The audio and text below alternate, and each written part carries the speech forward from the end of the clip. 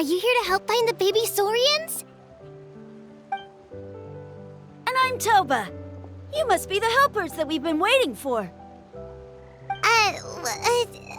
It's nice to meet you too, but we're just passing through. Oh, but Uncle Sanka said he was gonna send some of his friends over to help us. You sure he didn't mean you? Yeah, sorry. Whatever this is about, it sounds like you've got the wrong end of the stick. Wrong end of the stick? Darn it! We've been tricked, Hoonie. I should have known that Glasses Guy was a con artist. What are we supposed to do about the baby Saurians now? Time's running out. It's okay, Hoonie. Don't worry. Why don't you tell us what happened with these baby Saurians, huh? There's been a lot of unrest in the tribe lately, and my dad's Saurian got injured. Her name's Nana, and she has 3 little babies.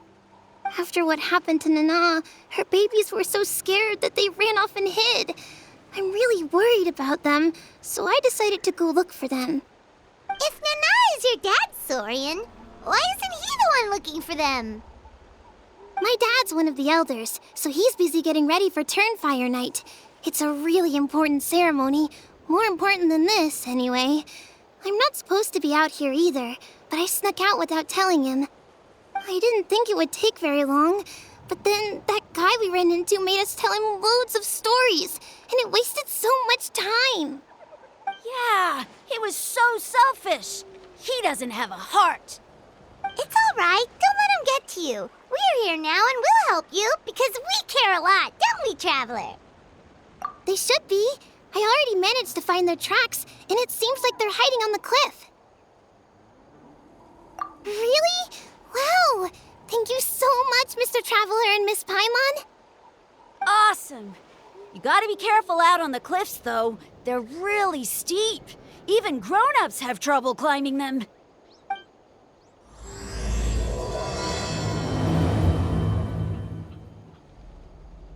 Rooney said the baby Saurians are on the cliff, so let's find a way up.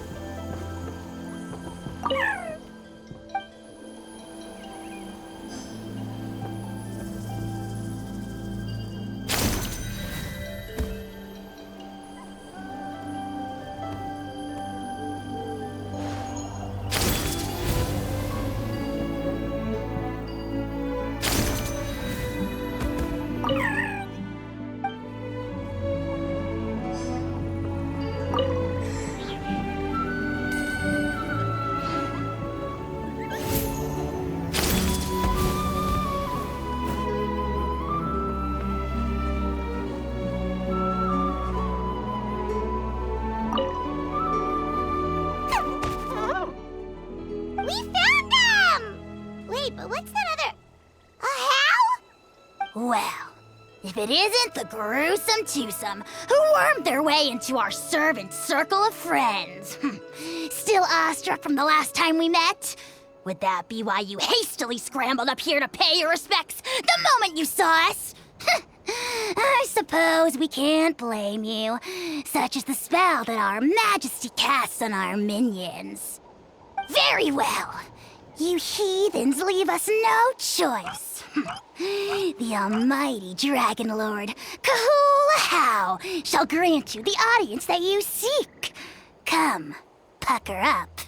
You may now kiss our feet.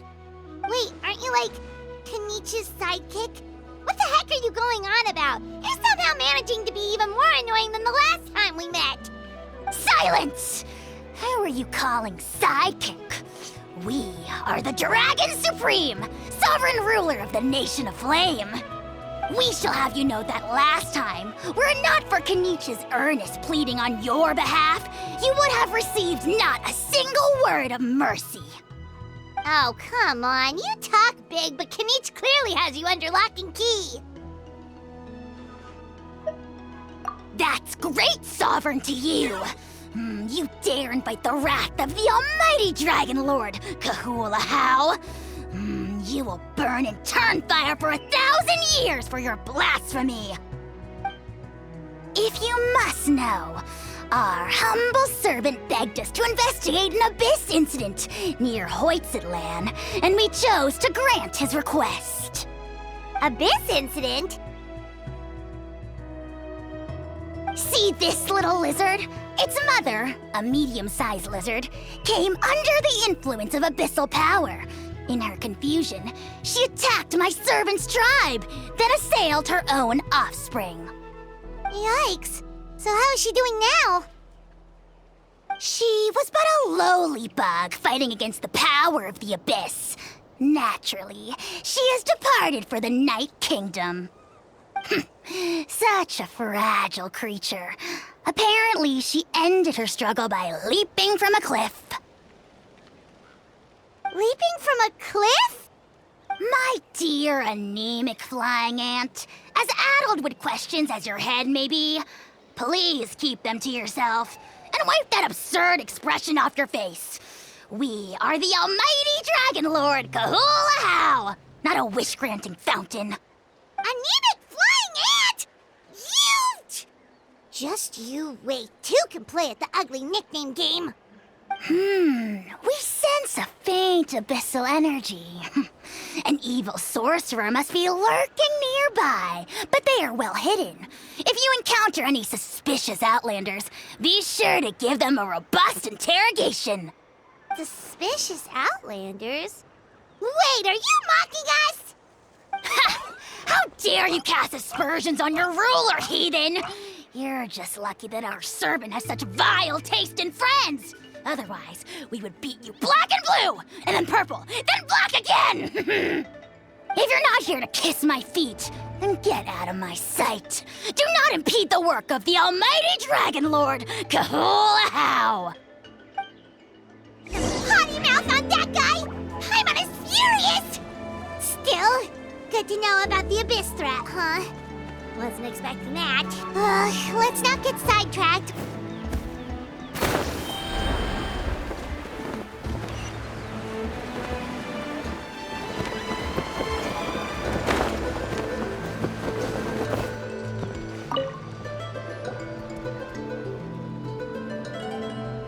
Wow, you're back already? That was so fast. I'm so glad that the babies are all right. Thank you both so much. Now we can finally go home and stop worrying about them. You're welcome. Pizza cake! You're not from Natland, right? Because your clothes look different than ours. Hey, you must be tired after all that climbing. You should come take a rest at my house. Yeah, please come. I promise you'll get a big Scions of the Canopy welcome. We love having guests, and you're really nice people. Not like Glasses Guy. By the sound of it, Glasses Guy wasn't from Natland either, right? Uh-huh. Well, his clothes sure weren't. You know what? Now that I think about it, there was something really fishy about him. Really? Maybe he was the suspicious outlander that Ahau mentioned. Sure, if you're interested. Oh, let me think. How did the conversation go again? Oh, please, mister. I've told you so many stories already. When are you gonna help me find the baby Saurians? Just one more story. One more, I swear. Why don't you tell me more about that ball of fire? I heard that there was a huge transparent ball of fire that used to burn 500 years ago, 1,000 years ago, maybe even further back than that. Oh, you mean Turnfire. That's where the ancient name Mollypo comes from. Oh, wow. So it was the origin of an ancient name. That's impressive. Uh-huh. There's a story behind every ancient name. The legend goes that the Turnfire first appeared in the era of the Grand Alliance. It was used by the tyrant Och Khan to rule over Natland and oppress anyone who opposed him. Turnfire is different from normal fire. If you get set on fire with it, you'll feel horrible burning pain from behind you, but you won't die from it right away. And whatever you do, you mustn't turn back to look at it. Why? What happens if you turn back? As soon as you turn around, poof! You get burned to a crisp. Well, good golly gee. I mean, it's one thing to singe someone's clothes, but burning people alive? That is a big no-no in my book. Right? How nasty is it to burn someone from behind and not even let them turn around to look? Ochcon really was an evil tyrant. Yes, shocking behavior. Now, let me guess. Eventually, a valiant hero came to save the day? That's usually how these stories go. Good guess, Uncle Glasses. Seems like you really know your stuff. The hero was called Yupanqui. He's the ancestor of our tribe. Yupanqui was friends with Ochcon the Tyrant, and also Shibalanke, the first Pyro Archon. He was working as an ordnance officer for the Grand Alliance at the time. He didn't like how Ochcon was such a cruel tyrant, so he stole the Turnfire and threw it at the Ochcon's army. The soldiers couldn't defend against it, and they all got turned to ash. And that's how our ancestors set our people free. But just as he was about to leave the city, he thought he heard Ochcon calling out to him from behind. It caught him off guard, and he turned around to look. But Ochcon wasn't there. All he saw was a city burned black, an army in ruins, and giant flames reaching up into the sky. A split second later, the flames he saw burst out from inside his eyes and swallowed him up. All it took was a single glance. As soon as he looked back, he was burned to a crisp. The question is, was this the price he paid for stealing the Turnfire, or the price of turning back? Nobody knows the answer. But the fire that consumed Yupanqui burned more fiercely than any other. It burned for 100 days until it burned a hole right through the ley lines. And then, the flame dropped into the deathly dark Night Kingdom, where it still burns to this day. The grown-ups say that it lights up the path that leads to the next life. But for the dead to be reborn, they have to accept the flames and be purified by the fire first. It's like a final look back at your life, where you have to answer for everything you did.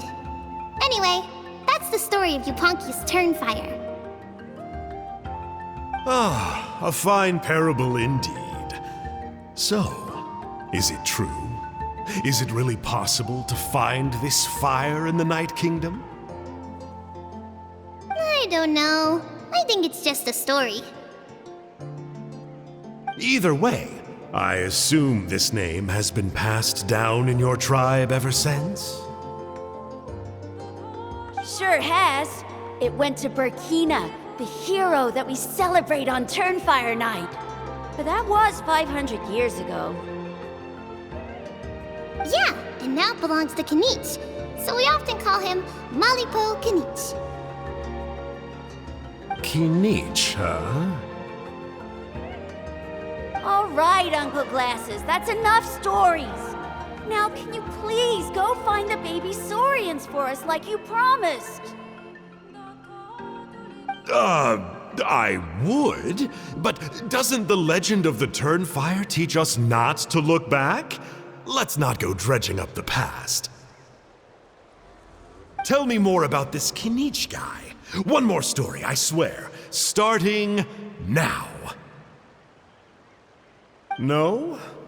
Careful, Toba. You look dangerously close to cursing me out right now. Tut tut. We can't have that. Cursing is for grown-ups only. Uncle, you'd better not be trying to trick us. or the Turnfire will get you when you die.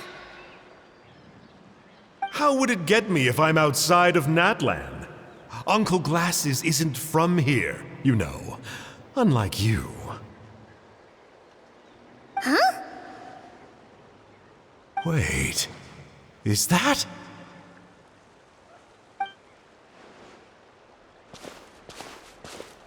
All right, kiddos. I'm a man of my word. 2 of my friends are on their way here, and, yeah, they'll help you out on my behalf. Work them like dogs, okay? That's what they're here for. Don't go easy on them just for my sake. Really? Well, first, can you tell us your name? We met at the foot of this cliff, so beneath the peaks, let's go with Sanka. Seriously? If you don't believe me, turn around and see for yourselves. They're right behind you.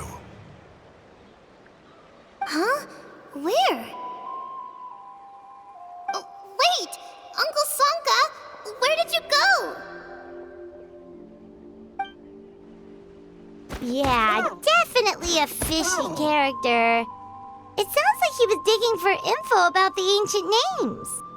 Yeah, and not only that, but he betrayed us too. He'll pay for this. All he got out of us was some stories, though. What's the worst that could happen? Traveler, maybe we should go tell Kanich about this. Ahau says he's investigating it, but he's a bit of a loose cannon. We probably shouldn't take him at his word. Huh? You know Kanich?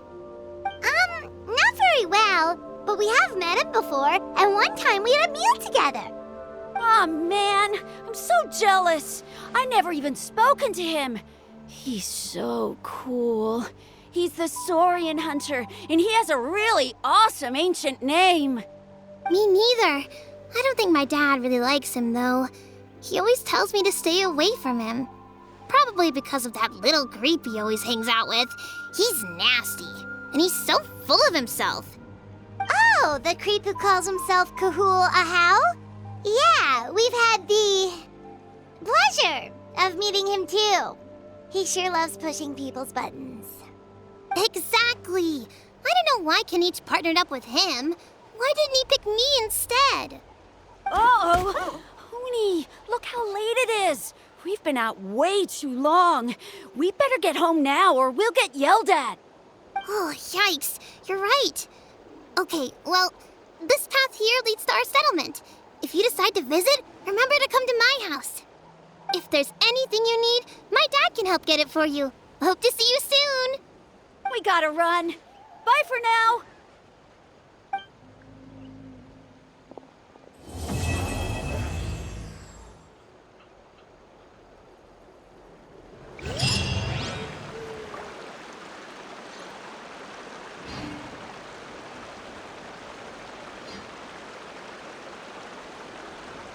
Have you ever seen these stickers on my back? Do me a favor and take them off. Malazines like to play pranks sometimes.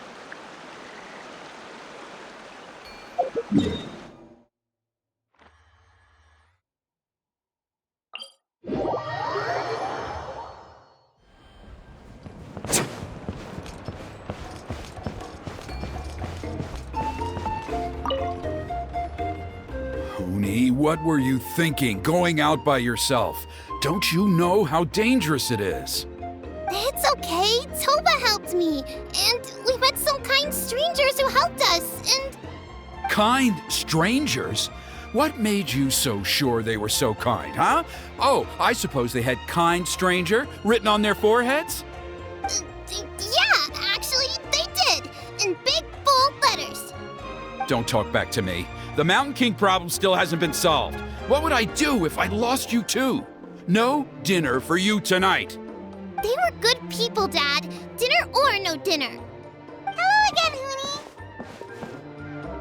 It's Miss Paimon and Mr. Traveler. Dad, it's them. They're the ones who helped me.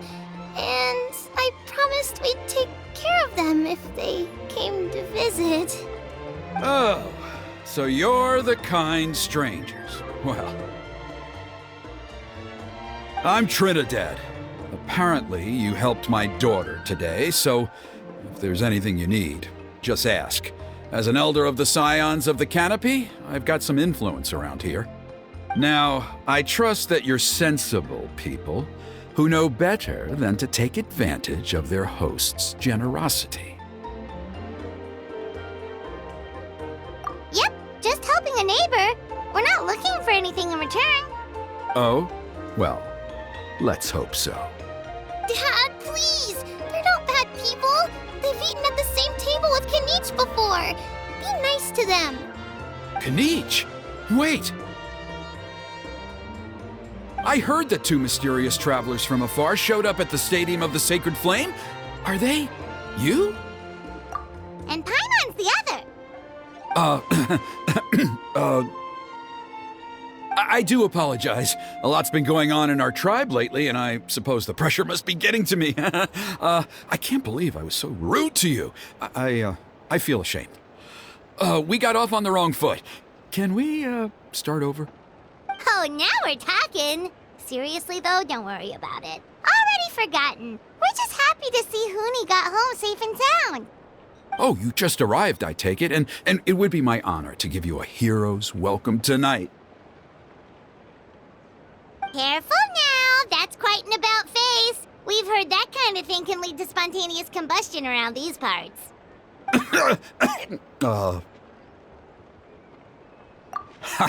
My dear traveler, you are very perceptive indeed. Go inside now, Huni. Dad's got some important business to discuss. Okay, look after Mr. Traveler and Miss Paimon. They're very special guests. Well, we'll hear you out, but we can't make any promises that we'll be able to help. Well, this is a matter of utmost importance. Please, allow me to explain. For many years, our tribe has celebrated the Turnfire Night.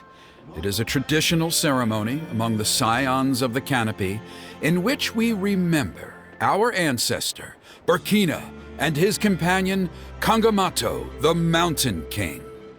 Burkina was a hero who bore the ancient name Malipo, and Kangamato was a powerful Yumkasor warrior. Together, they fought against the Abyss. They were victorious, but it came at a great cost. Burkina paid with his life.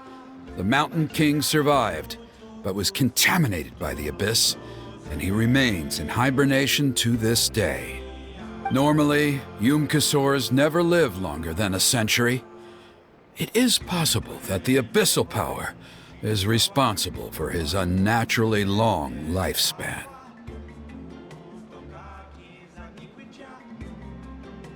Oh, that's right. The Mountain King is a living symbol of our glory, but even this glory comes at a price. The Abyssal Power inside him is highly sensitive, and when it is disturbed, he awakens and flies into a blind rage, attacking anything that moves. So, besides the ceremony, another important part of Turnfire Night each year is cleansing the Abyssal Power inside the Mountain King so that he will remain sound asleep. However, Abyss-related incidents have been on the rise in that land lately, as I'm sure you're both aware. As a result, it has become increasingly difficult to keep the Mountain King in hibernation. Only 5 months have passed since the last Turnfire Night, and he's already showing signs of instability. Has he woken up again? He has. We managed to contain the situation by performing a makeshift ceremony right away, but it was a close call. He could reawaken at any moment. Also, he attacked and wounded my companion, Nana, during the ceremony. She became contaminated by the Abyss as a result, and... We heard. Such a tragedy. We're really sorry for your loss. Yes, and Nana wasn't the first. Anyway, right now we're preparing for an exceptional Turnfire Night ceremony, and we need to find a suitable flame bearer. From what I've heard about your adventures, I believe you would be perfect for the role. Of course, Plus, he's a bona fide hero who inherited the Malipo name. Oh, you mean Kinich? Yes, he's the one. A hero, worth his weight in gold. And unfortunately for us, he's all too aware of that. No prizes for guessing what he said when I asked him to host a Turnfire night outside of the annual schedule. An exceptional ceremony? Oh, I'll have to charge an exceptional price. I swear, no other concept exists in that boy's brain. I'm not the one to usually talk about people behind their backs, but I'm convinced the Wyub got hit on the head and took a wrong turn the day it chose to give that ancient name to him. I mean, have you ever heard of a hero whose mantra is, "What's your asking price?" Oh, and don't get me started on that insufferable Ahau he hangs around with. Thinks he's God's gift to mankind. Pompous fool. Yeah, Paimon has to agree on that last part. Anyway, the fact is, the ceremony can just as easily be done without him as long as we can find someone else. And besides, you two seem like much better candidates. So, what do you think?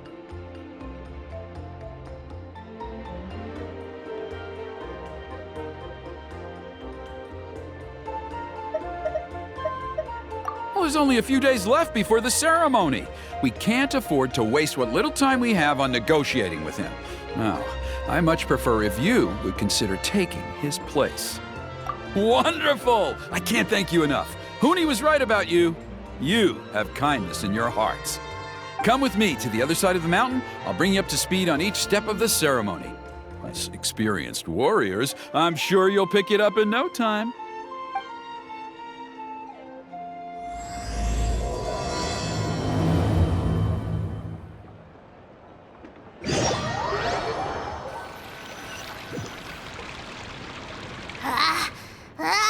Achoo!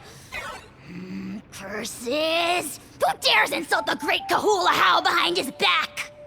Oh, great Kahul Ahau, bless you. Shut your filthy mouth, worm of the abyss! Your putrid words defile the air we breathe. You make the almighty Dragon Lord, Kahul Ahau, sick to the stomach! Speaking as a member of the Abyss Order, that's music to my ears. Exactly the kind of reaction we're going for. But on a personal level, I gotta say, it's pretty hurtful. Ugh, never have we heard such brazen blustering from someone who is inches from death! Up yours, Four Eyes! We spit in your face! Okay, well, that I am at a loss to explain. How do I manage to stay so chirpy and cheerful? I can only guess it's some kind of powerful magic. But I digress. Mr. Kinich, I admit it, you, sir, are a legendary hunter. Still, the only reason you caught me is that I was reluctant to run away. You see, I'm very interested in the lore of your tribe. Okay. Is that it? Kay? Aren't you intrigued to know what it is about you guys that prompted a visit from the Abyss? It's the extreme sports! The other day, I narrowly avoided getting hit by a very brave soul who just leaped off a cliff. I think you call it bungee jumping? Anyway, I was very impressed. That is what I call embracing the spirit of adventure. Look, I even did a painting inspired by the bravery and freedom of the scions of the canopy. You scum-sucking swine! I swear, if you go bungee jumping, it'll be without a rope! Head first off the tallest cliff, with a band of hunters on your tail, and nowhere left to run, and a bottomless cesspit waiting for you on the ground. You say that, but I get the sense that Mr. Kinich isn't planning to take my life right now. On top of that, I'm tired of spying on you from afar. So why don't we just negotiate a comfortable operating distance that works for both of us? I've heard that the most important thing in human relationships is to respect each other's boundaries. What do you say, Mr. Kinich? Or you could tell me what it is you're really after. What? And then I'll name my price.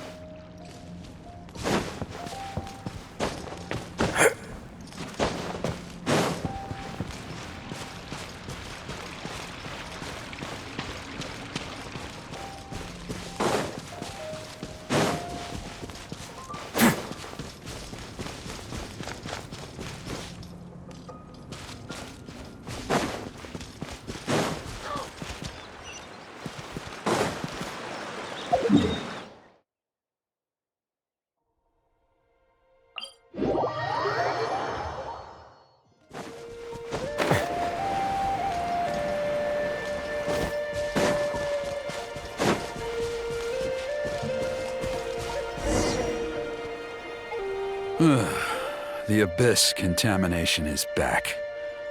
No surprises there. No doubt that explains the Mountain King's recent activity. See those torches over there? Those are the Sacred Flame offshoots that we requested from the Stadium of the Sacred Flame. They contain the power of the Pyro Archon. Are you saying that the Sacred Flame and the Turnfire are the same thing? Well, for ceremonial purposes, at least. Sending someone to the Night Kingdom to retrieve the legendary Turnfire isn't exactly an option.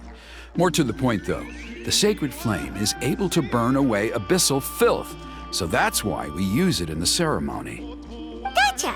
So basically, we just need to clean up the filth with the Sacred Flame. Well, that's one part of it, yes, but the complete ceremony is a bit more complicated than that. First, the flame bearer must collect a kindling of the sacred flame from the starting point, then use a grappling hook to fly up into the sky and light each of the sacred flame pillars. Then, they must go down into the canyon, all the way into the cave where the Mountain King slumbers, lighting braziers and the final altar along the way. The most skilled flame bearers can accomplish all of this without touching the ground once. As much as I hate to admit it, Kanich is capable of this. Wow! He can do all that flying without ever falling to the ground?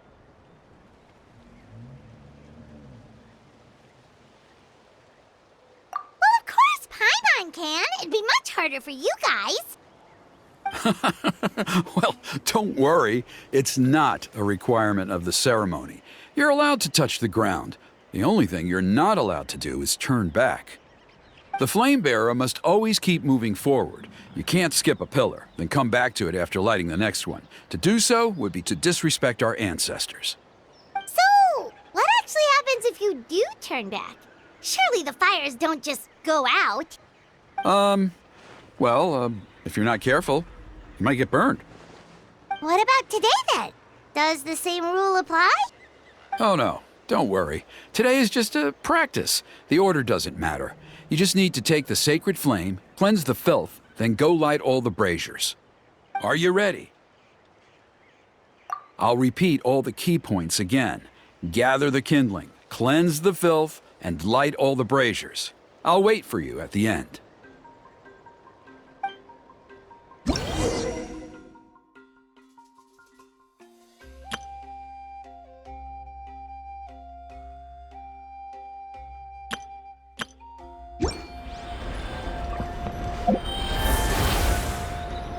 Alright, let's use this kindling to complete our mission. There's abyssal filth over there. Let's burn it away with the sacred flame.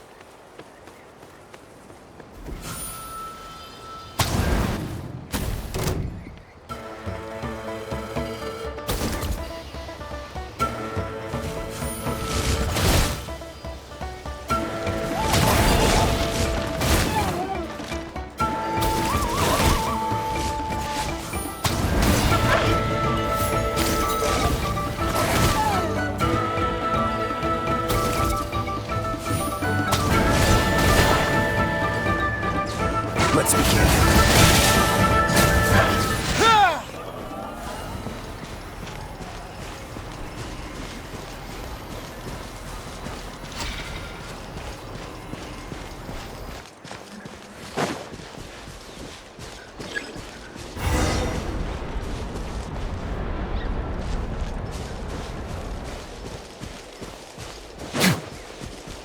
That should be all the braziers. Let's regroup with Trinidad. I knew I was right about you. You have outperformed all of the other previous candidates. If there was an ancient name for outstanding flame bearers, I'm sure the Wyab would consider you for the honor.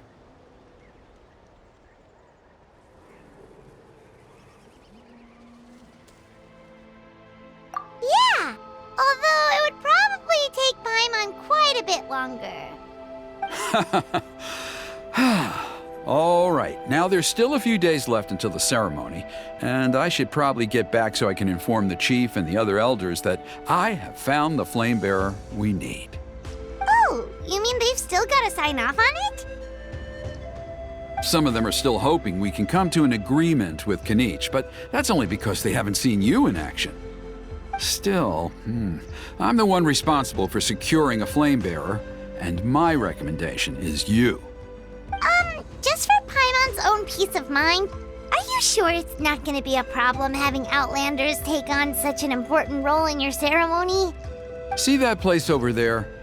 There was a time, long before the age of Burkina and the Mountain King, when we, Scions of the Canopy, called that our home. After a period of upheaval, our ancestors were forced to move away. Now, it has become a place where our youths go to develop courage and kindle a spirit of adventure.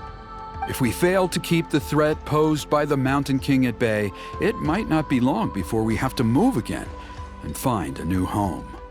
So, to answer your question, I think everyone will agree that you are the right choice.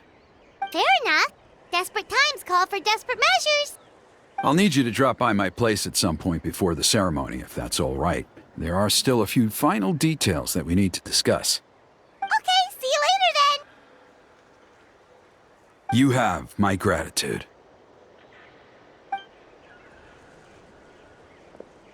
We've helped out with a lot of other local festivals before, but this one feels a little different. Anyway, let's take a break before heading back to Trinidad's place.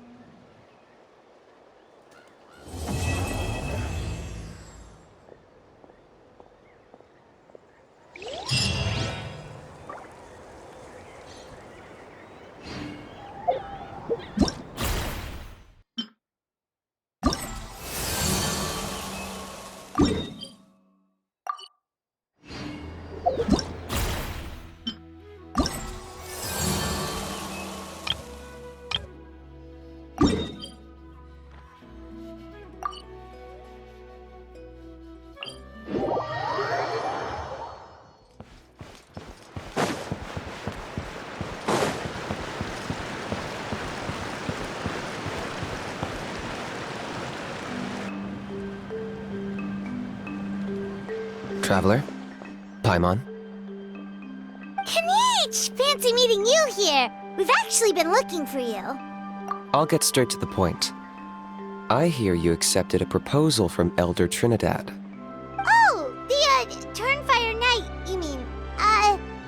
You were still his first choice. It's just... Oh, jeez. It's not what it looks like, promise. Chill, it's cool.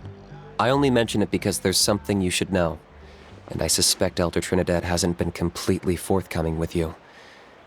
His true intention is to resolve the Mountain King problem once and for all. Once and for all? You mean this'll be the last Turnfire Knight ever? That's right. He wants to use you to send the Mountain King to the Night Kingdom. To the Night Kingdom? You mean... To his death.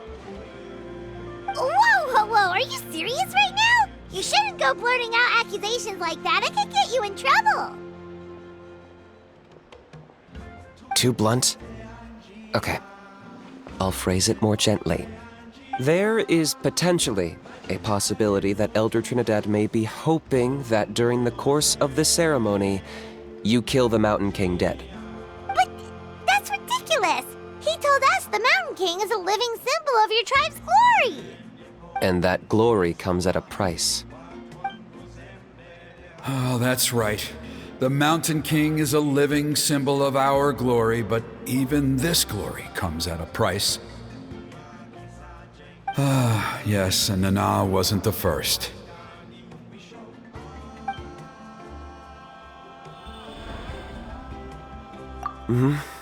She likely won't be the last to lose her life either. Still, is killing the Mountain King really the only way? It seems so extreme. The Mountain King is a unique case when it comes to abyssal contamination.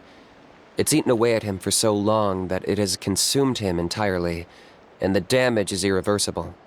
That evil power has both driven him insane and kept him alive over the centuries. So, to look at it one way, once it's completely purged from his body, the Mountain King will finally be able to rest in peace. In past ceremonies, we've only purged around half of the abyssal power. This was to strike a balance, to keep him alive, but also keep him asleep. Trinidad didn't say anything about how much power he wanted us to purge, but he did say there were some more details to go over before the ceremony. Then it sounds like you'll know for sure soon enough. If he really asks us to kill the Mountain King, what should we do? I know this must come as quite a shock, so I suggest you act like you didn't hear anything for now. But would you have time to visit the chief after your meeting with Elder Trinidad? I'd like to make a deal with you. What kind of deal? One that comes at a very reasonable price. I'm sure you have plenty of other questions, but we can talk more later. Good. See you soon.